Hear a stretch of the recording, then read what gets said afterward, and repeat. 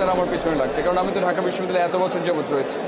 ফলে আমি যদি কোনো পদে থাকতাম তাহলে আমি এতদিন অনেক বড় পদে থাকতাম, তাই না? অন্তত কোনো পার্টির সেক্রেটারি লেভেলেও তো থাকতাম নাকি। তো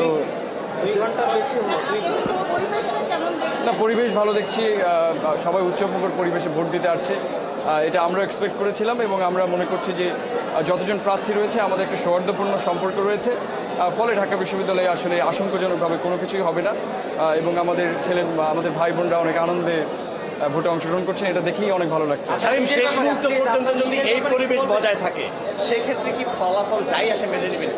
আমি তো ফলাফল বলে দিয়েছি যে আমাদের এখানে তো আসলে কেউ কম্পিটিশন, আমরা কারোর প্রতিপক্ষ নই। এখানে যারা ইলেকশন করছে প্রত্যেক ভিপি আমার সিনিয়র ভাই, প্রত্যেকের সাথে আমার খুব সৌহার্দ্যপূর্ণ সম্পর্ক রয়েছে। যদিও তারা নানা ধরনের রাজনৈতিক কারণে প্রোপাগান্ডা চালাচ্ছেন, তারপরেও কিন্তু আমার সাথে ভালো সম্পর্ক রয়েছে, আপনি দেখবেন সোশ্যাল মিডিয়াতে। না, আমি তো বলেছি যে আমার জয় মানে হচ্ছে ঢাকা বিশ্ববিদ্যালয়ের যে শিক্ষার্থী রয়েছে যারা পলিটিক্যাল ডমিনেন্সের বাইরে, তাদের জয়।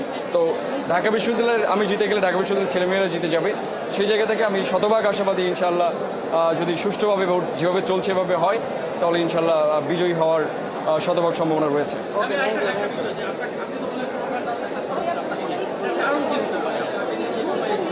কারণটা তো জানেন আপনি, আমি একক মানুষ হিসেবে ভোটে দাঁড়িয়েছি এবং আপনাদের মিডিয়াতেই আপনারা জানতে পারবেন যে আমার আসলে কনসেপচুয়াল কারণে কিন্তু জনপ্রিয়তা যেটা তৈরি হয়েছে সেটা, কারণ 15 দিন আগেও আমাকে কেউ চিনত না। ফলে তাদের কাছে হিংসার কারণ এটাই যে আমি হঠাৎ করে এসে এতগুলো পলিটিক্যাল সেটেলমেন্টের বাইরে নিজের একটা অবস্থান তৈরি করছি, ফলে তারা এটাকে থ্রেট ফিল করছে ভোটের কারণে, যে প্রোপাগান্ডা দিয়ে তাকে দমন করা লাগছে। কারণ রাজনীতির নিয়মটা হচ্ছে আপনাকে যোগ্যতা দিয়ে এখানে আসলে নিজেকে উপস্থাপন করতে হবে, কিন্তু তারা সেই যোগ্যতা না করে তারা প্রোপাগান্ডা চালাচ্ছে। সো আমি এই ব্যাপারটাকে, এটা রাজনীতির একটা অংশ বলা যায়। সো কেউ যদি প্রোপাগান্ডা বিশ্বাস করে আমাকে ভোট না দেয় তাহলে বুঝবো যে প্রোপাগান্ডা জয়ী হয়েছে এবং আমি পরাজিত হয়েছি। সো এটা রাজনীতির একটা কনসেপ্টই আপনি সারা বিশ্বে দেখবেন। সো আমি এটাকে আসলে ওভাবে সিরিয়াসলি দেখছি না, কারণ এটাও পলিটিক্যাল একটা পার্ট। আপনি কি এনজয় করছেন আর কি এই? হ্যাঁ, আমি তো আগেই বলেছি যে রাজনীতি আমি নতুন, বাট আমি পুরো বিষয়টাকে অন্তত এই 15 বা 20 দিনের ভেতরে বলা যায় যে অন্তত I am being a politician, so I am enjoying a different life. নতুন একটা জীবনে আসলে চলে এসেছে, যেটা হয়তো বিপি যদি না হয় তাহলে আবারও পরবর্তী নর্মাল লাইফে ফিরে যাবো। বাট এই 15 দিন আমার কাছে অ্যাডভেঞ্চারাস মনে হচ্ছে যে আমি একটা অন্য ড্রিমি ল্যান্ডে আছি। আসলে কেন হয়ে ছাড়বেন এমন কোনো হয়ে ছাড়বেন একটু ছাত্রদের হাতে আছে।